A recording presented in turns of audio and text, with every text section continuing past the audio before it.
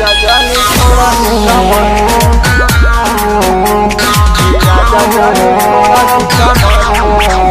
Music by अक्षत सिंह।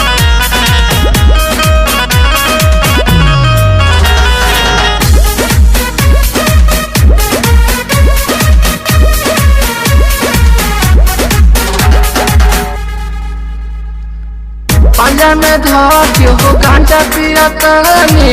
महकेला दे हम भगवती महकेला दे हम भगवती उठवा से उठवा के काच करतनी घर के करे जधा कधी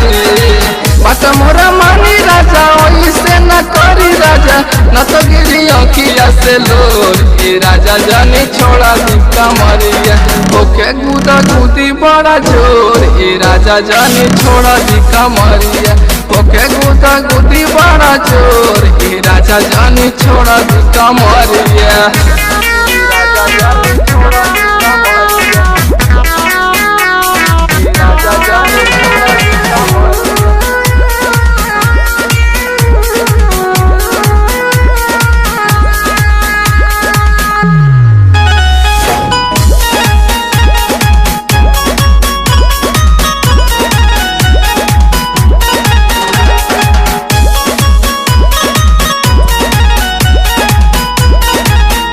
राजा पहिला ही राती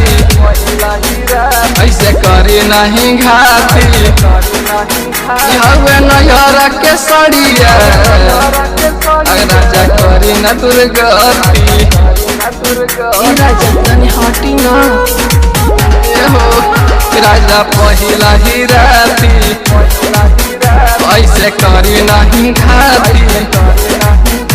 हवे नैहरा के सड़िया राजा करी न दुर्गति नया नोहर बानी राजा कमजोर बानी ऐसे न करी बल जोर ए राजा जानी छोड़ा दी कमरिया ओखे गुदा गुदी बड़ा चोर ए राजा जानी छोड़ा दी कमरिया ओखे गुदा गुदी बड़ा चोर ए राजा जानी छोड़ा दी कमरिया राजा जानी छोड़ा दी कमरिया राजा जानी छोड़ा दी कमरिया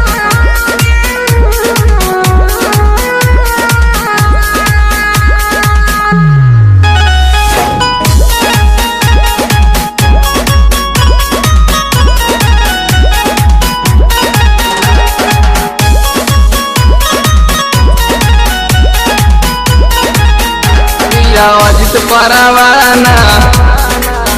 काहे करे नीना माना राकेश प्रिंस देवरवा चुमा मांगे सिरहाना कैसे बता पिया अजित परवाना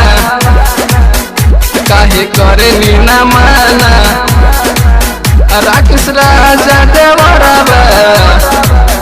चुमा मांगे सिरहाना